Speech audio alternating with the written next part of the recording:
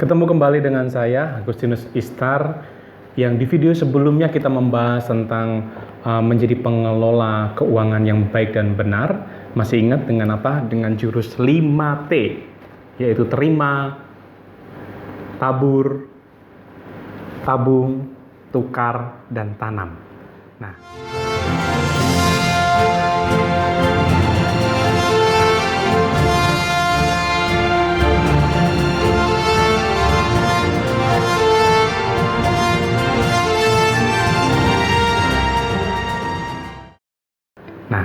di dalam video kali ini saya ingin membahas lebih detail bagaimana caranya dari part-part jurus-jurus ini bisa menjadikan kita menjadi seorang pengelola yang baik dan benar. Yang pertama adalah kita tetapkan dulu arah dan tujuan kita, yaitu benar kita menjadi berkat bagi banyak orang, bagi keluarga, bagi diri kita, masyarakat, dan bangsa. Caranya bagaimana? Caranya adalah kita kelola keuangan kita sendiri. Hal ini bukan berarti kita berbicara bagaimana kita kelola hal yang besar. Cukup dengan gajian kita, cukup dengan pendapatan kita mau jadi setia di hadapan Tuhan mengelola apa yang Tuhan percayakan dalam hidup kita, yaitu mengelola keuangan per bulannya kita di saat kita bekerja. Yang pertama adalah kita perbaiki hidup kita.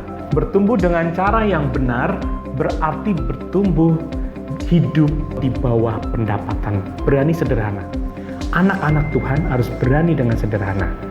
Jangan kita langsung beli A, beli B, beli C, keinginan A, B, dan sebagainya, sehingga pada akhirnya kita malah melebihi pendapatan kita. Jadi anak Tuhan harus hidup di bawah pendapatan.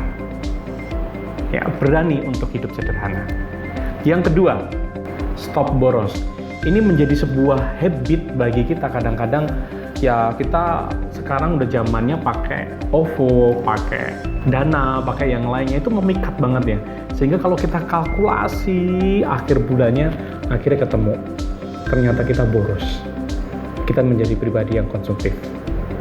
Jadi untuk kita bertumbuh dengan yang baik dan benar pengelolaannya, kita harus berhenti boros. Yang ketiga, disiplin untuk bayar tunai. Semakin kita punya kartu kredit, semakin kita akan merasa, wah, enak banget ya, lagi ada promo, kita pakai kartu kredit. Makanya kartu kredit. Kita lupa bayar, itu banyak sekali loh bunganya. Sehingga kita terjebak, akhirnya gali lubang, tutup lubang. Meskipun kita mampu, seringkali kita tergiur untuk pakai kartu kredit. Karena apa? Jebakannya ada promo. Tapi masalahnya adalah mindset kita itu kita lebih senang melihat saldo tabungan kita banyak, maka kita sering pakai kartu kredit. Senang melihat saldo kita banyak, kita menggunakan promo-promo yang lain. Atau karena ada diskon, kita terjebak untuk akhirnya menggunakan kartu kredit atau promo-promo yang lain. Ya, jadi yang pertama tadi adalah kita hidup di bawah pendapatan, yang kedua stop boros, yang ketiga disiplin bayar tunai, yang keempat segera menabung, harus segera menabung, dan stop hutang. Mulai memilih apa yang tepat untuk kebutuhan kita ke depan, mulai menabung.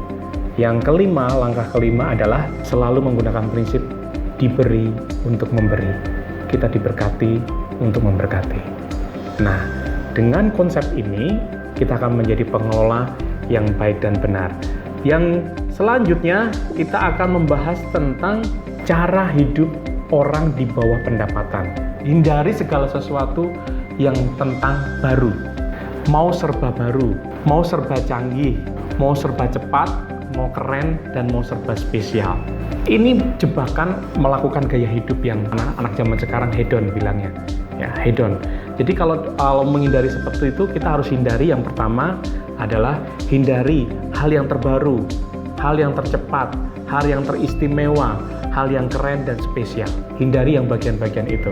Kita berusaha untuk menjadi orang yang sederhana, sesuai dengan kebutuhan.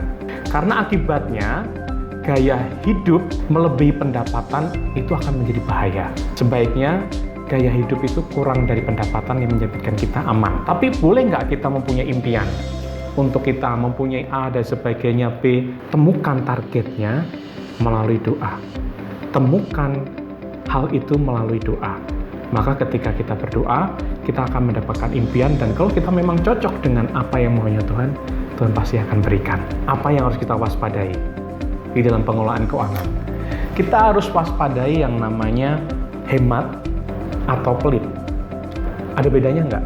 Coba teman-teman bisa bedakan hemat atau pelit itu apa bedanya? Hemat itu adalah bijaksana, mencukupkan diri agar ada sisa untuk memberi orang lain. Tapi kalau pelit itu selalu menyisihkan hanya untuk diri sendiri. Jadi gaya hidup kita adalah gaya hidup anak Tuhan, adalah gaya hidup hemat. Nah, bagaimana caranya agar kita bisa stop boros? Kontrollah dengan anggaran. Ya, kita harus buat anggaran nih. Kita pengeluaran kita sebulan berapa, pendapatan kita sebulan berapa. Kita harus cocokin itu. Nah, kalau itu sudah melebihi, kita harus stop. Dan caranya agar kita nggak terjebak dalam keinginan-keinginan kita harus anggarkan. Tapi kalau nggak ada anggarannya, sebaiknya kita rem. Itu caranya yang pertama. Yang kedua, hemat energi. Dan belanja harus dengan hikmat. Belanja harus dengan hikmat loh ya.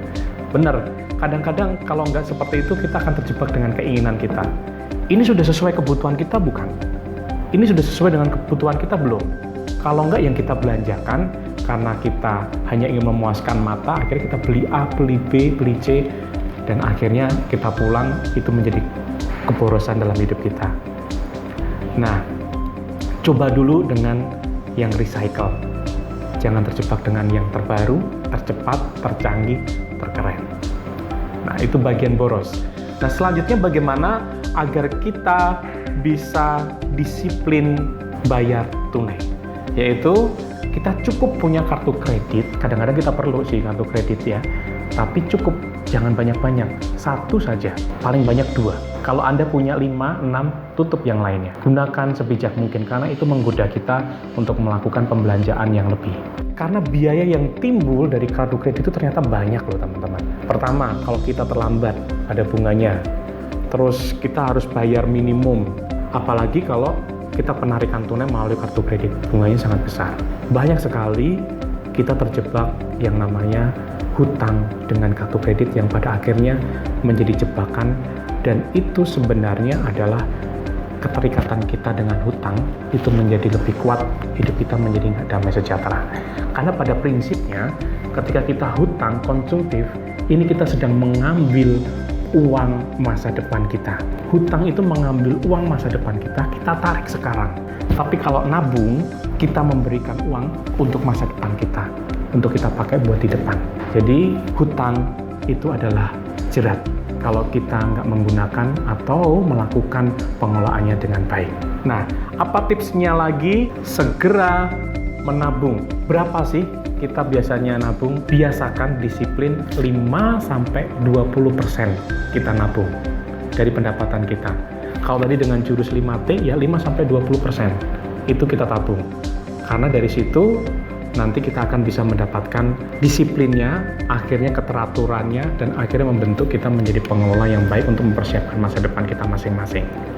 Untuk itu, tabungan harus dijadikan seperti biaya rutin. Jangan buru-buru lihat saldo kita di tabungan, tapi anggaplah setiap 1 bulan kita nabung itu sebagai biaya kita. Kita anggap sebagai expense kita. Kita anggap sebagai kebutuhan kita, membeli kebutuhan kita, menabung jadi keharusan. Dari poin-poin ini kita sudah banyak ya, tips-tips sudah banyak. Nah, nanti kita akan di video selanjutnya kita akan berbicara tentang bagaimana caranya kita bisa menggunakan tabungan-tabungan kepada produk-produk yang memang sesuai dengan kebutuhan kita, dan investasi apa yang bisa kita lakukan untuk kita bisa menjadi berkat bagi banyak orang untuk selanjutnya. Thank you, terima kasih, Tuhan berkati kita semua. Amin.